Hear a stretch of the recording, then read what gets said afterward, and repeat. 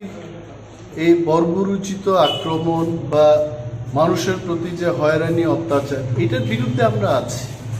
তার জন্য একটা মঞ্চ করে ওনাদের সাথে থাকতে হবে। এই পর্যায়ে আমাদের মূল বক্তব্য হলো তিপ্রামথার একটাই দাবি, একটাই ইস্যু, সেটা হচ্ছে গ্রেটার তিপ্রাম। এই ইস্যুকে সামনে রেখে যদি কেউ মঞ্চ করতে চায় আমরা অবশ্যই স্বাগত জানাবো, কিন্তু বিজেপির বিরুদ্ধে অত্যাচারের বিরুদ্ধে যে মঞ্চ, এই মঞ্চের সাথে ইন স্পিরিট আমরা থাকবো, কিন্তু মঞ্চে ফিজিক্যালি থাকা আমাদের কাছে মূল বিষয় না। আমাদের বিষয়টা হচ্ছে গ্রেটার ত্রিপুরা। মানে একই সুতুতে আপনারা তাহলে কি যাবেন?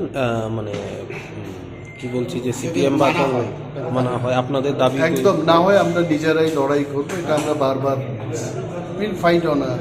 তবে আজকে রাজ্যের মুখ্যমন্ত্রী ডক্টর মানিক সাহা একটি জায়গায় পরিদর্শন করতে গিয়ে এই বিষয়টা নিয়ে উনি বলেছেন যে খুব ভালোই হয়েছে, সিপিএম কংগ্রেস একজোট হয়ে গেছে, পশ্চিমবঙ্গের মতো অবস্থা হবে, মানুষ ওদের একটিও ভোট দেবে না। কি বলবেন, আপনার কি প্রতিক্রিয়া?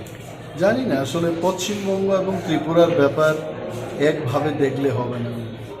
সেখানে পশ্চিমবাংলায় কংগ্রেস এবং সিপিএমের প্রতিপক্ষ হচ্ছে তৃণমূল কংগ্রেস, এবং এখানে প্রতিপক্ষ বিজেপি, যারা নিজেদের ডাবল ইঞ্জিন বলে থাকে।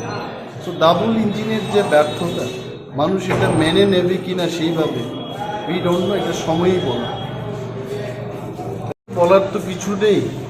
একটা জিনিস হচ্ছে আজ আছে কাল নেই, এটা উনিই বলতে পারেন। উনি মুখ্যমন্ত্রী ছিলেন, উনি আজকে মুখ্যমন্ত্রী নেই।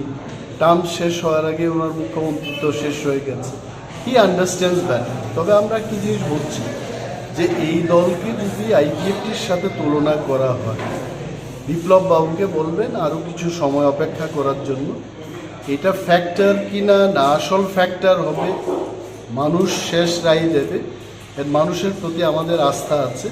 উইদাউট তিপ্রামথা কোনো রাজনৈতিক দল ত্রিপুরা রাজ্যে এবার সরকার গঠন করতে পারে। আচ্ছা।